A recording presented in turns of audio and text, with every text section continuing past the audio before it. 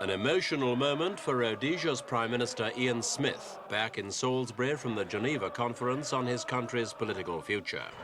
Despite the impending transfer of power from white to black in Rhodesia, this occasion was like old times, ringing in another year of unilateral independence.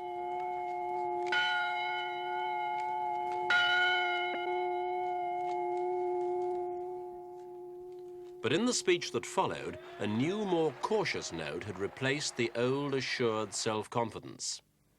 Let us not pretend that there are no great challenges ahead as far as our country, Rhodesia, is concerned.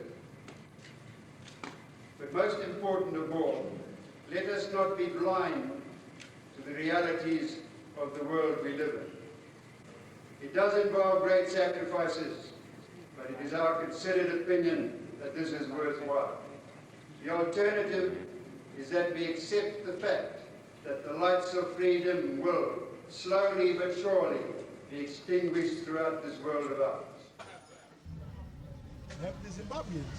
Mr. Smith had returned from the Geneva conference a week earlier, saying he couldn't twiddle his thumbs while the African factions made up their minds to get down to real negotiations.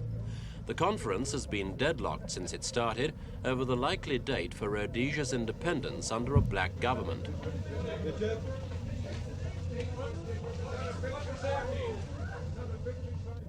The British chairman, Ivor Richard, proposed a 15-month transition period, but refused to set a precise date. Detailed discussion on the subject of fixing a date for independence. We have not yet reached a conclusion. We will now continue our consultations bilaterally. The tone of the meeting was friendly and good. Thank you. When will the next plenary be? 2 of the 4 nationalist delegations seemed to accept this position, but the other 2 more militant factions were adamant in their demand for a handover in 12 months. Robert Mugabe, supported by the black guerrilla armies in the field, and Joshua Nkomo of the Zimbabwe African People's Union have joined forces in a patriotic front and apparently seem willing to put the whole conference at risk rather than compromise on their timetable. Mr. Nkomo explained the reasons for his stand at a press conference. For Britain to say that this process will take 15 months is unrealistic. As a matter of fact, when we talked to Britain the first day, when we talked about this date, she had estimated that it would take 15 and a half months. Then after discussing with us, she agreed that if a number of processes could be taken parallel, and it could take less. Our lawyers and their lawyers worked this out, and the British lawyers have not been able to give us exactly what savings they could make with the parallel running of these processes. But according to our lawyers, the savings on the British time scale would be about 3 months, which comes within 12 months. So that, as far as we are concerned, Britain here is trying to appease the regime. Now, we have compromised a lot. We have been waiting for 85, 86 years. Now, 12 months. 12 months is another year. We have added a year to the 86 months. And we don't want to add a year and a quarter. We've been waiting too long already.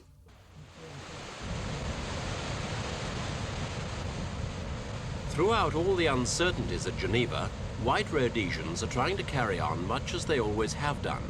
Their insistence on normality is a major factor in keeping up morale. As Mr. Smith celebrated Independence Day in Salisbury, a national golf tournament was taking place at Victoria Falls, on what must be one of the most hazardous courses in the world.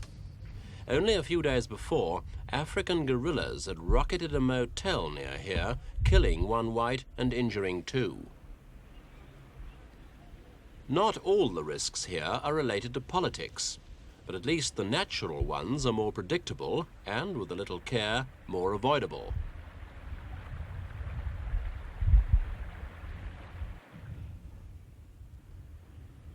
After the motel incident, the South Africans pulled out of the tournament, so the Rhodesians decided to go it alone.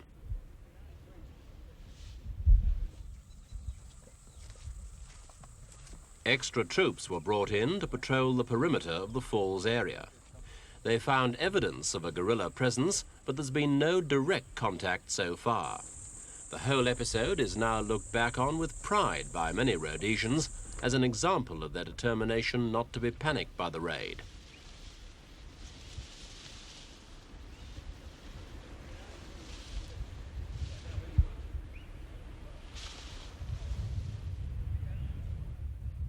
On Rhodesia's other frontier with Mozambique, the situation's far more tense.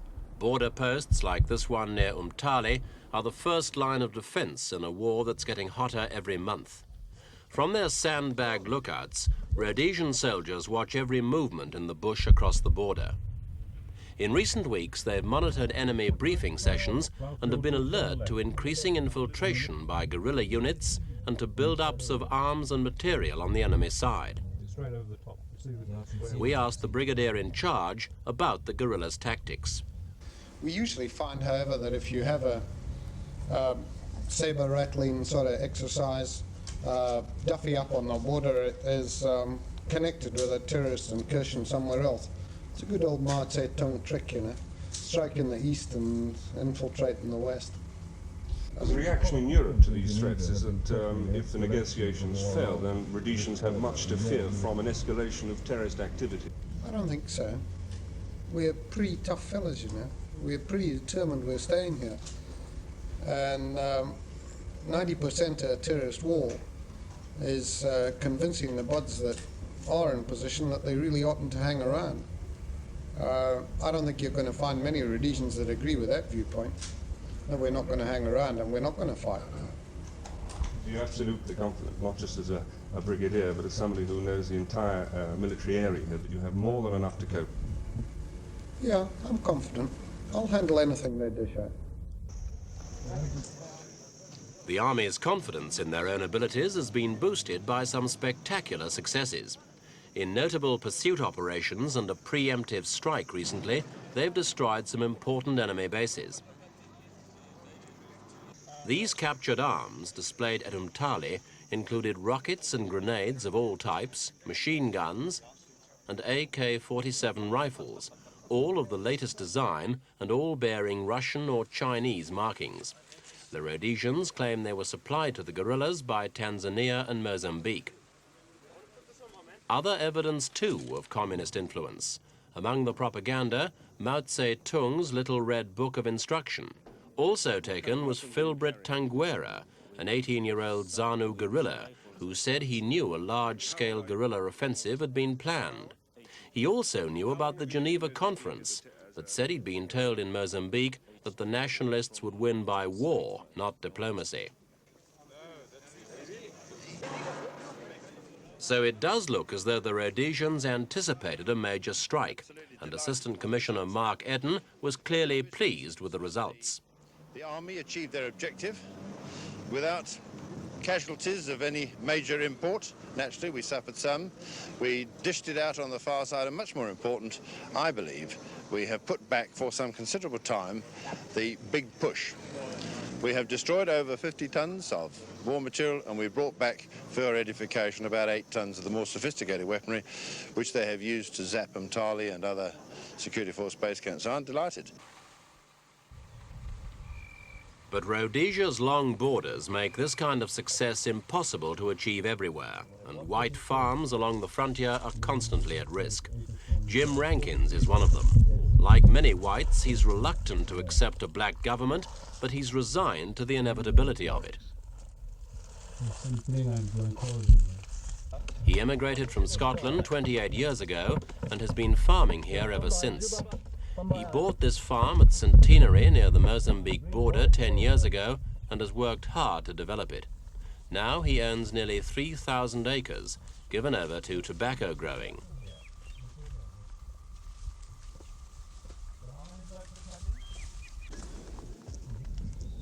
He's also built up a herd of Sussex cattle into one of the finest livestock collections in Rhodesia, worth over £90,000. He himself has become a show judge of international standard.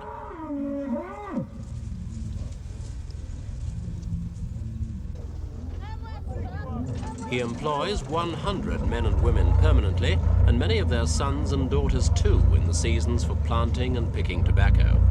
His workers live in what used to be called a kraal. Today it's called a labor compound, enclosed by a wire fence and locked at 6 every night. The idea is to keep African workers and African nationalist guerrillas apart. The guerrillas attacked Rankin's closest neighbor recently and incinerated him in his car. They also horribly mutilated a laborer whom they accused of being an informer. Rankin admits he could never be sure there weren't guerrilla sympathizers among his own men, and the police did arrest one of his workers as a suspect recently. Where's that grass that's on the land there? Whose grass is that? We just brought you one load in for the build and 2 loads to come. So Rankin never goes anywhere without a gun, and dogs are on the loose in the compound of his own farmhouse 24 hours a day. But despite this tense, nerve-wracking existence, Rankin, his wife Marion and their 5 children very much want to stay on here. They feel they have an important stake in the country. Well, it's the last thing we want to do is leave the farm.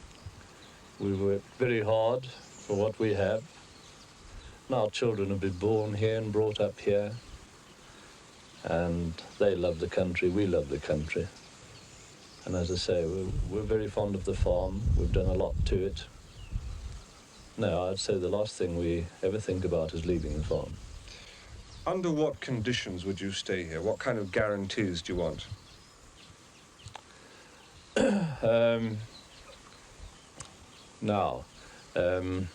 That we have an orderly government, that our marketing is orderly, and that we can sort of, live the way we've been used to living. That's right. Obviously, you can't live the way you've been used to living, because political changes will probably make certain demands that you do change certain things. I mean, if they insist, like,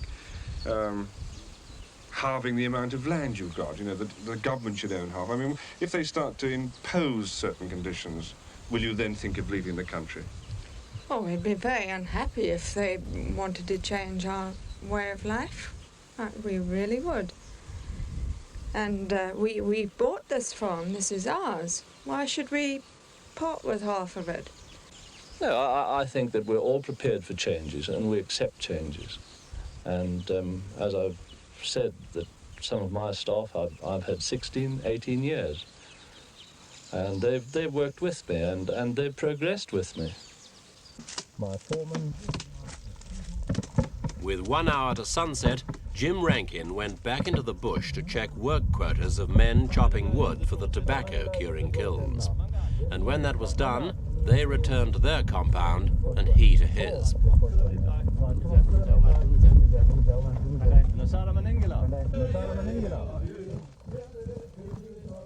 One effect of the war is that more and more Africans are being recruited into the Rhodesian army to fight what is essentially a white man's war, to face an enemy who is black and who claims to be freeing blacks from white domination. And the paradox is that more and more black Rhodesians want to join this army.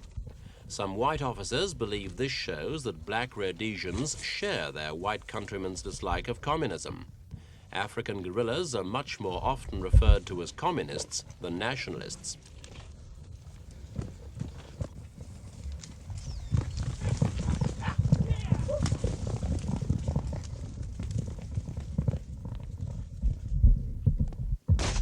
These white officers receiving their initial mounted infantry training were all convinced that a black victory in the war could only mean a communist victory as well.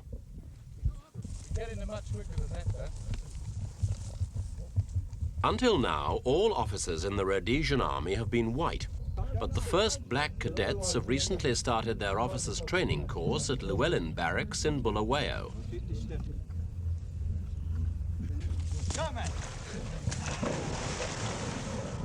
The army claims the timing of this development has nothing to do with political reconciliation. Commissions have always been available to Africans, they say. They've just not been good enough until now. Black privates and NCOs share the same fighting and the same medals as whites, but they eat and sleep separately. Given this discrimination, Did CO Brigadier McLean think white soldiers would accept orders from blacks?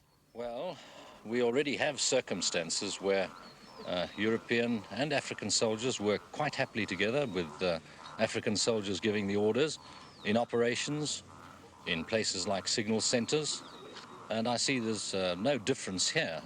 If these chaps qualify and pass the course, they'll be officers in the true sense of the word. You don't see any friction? There might be the odd occasion when things won't go quite right. I think you've got to be realistic about this, but I can't see any major problems. You'll have to lie down on the pole, same as... The big question hanging over these new black officers is not how well or badly they'll do their job, but what their future will be when an African government takes over. Will they, for example, be regarded as traitors to the nationalist cause for fighting in a white man's army? Okay. This is some gasoline. Some gasoline? Yeah. Yeah.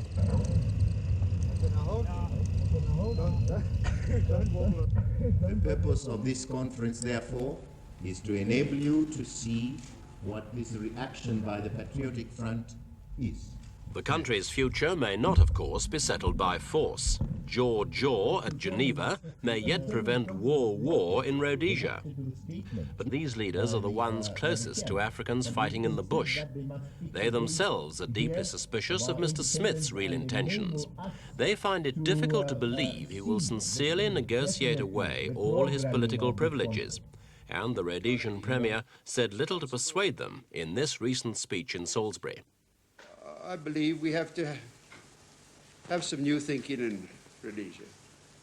But I do say to you, I believe we've got to try to maintain standards. We've got to insist on some kind of responsibility. And I'm happy to tell you that in all of the previous discussions which I have had over the years with black political leaders, in every single case they agreed that there should be some criteria for the franchise. In other words, that we should try to ensure some standard, some responsibility. I hope they haven't changed their mind. Britain has suggested the conference be given until December 20th to find a formula. If there's no progress by then, the chances are the new year will see the Rhodesian confrontation move out of the conference room and onto infinitely more painful battlegrounds.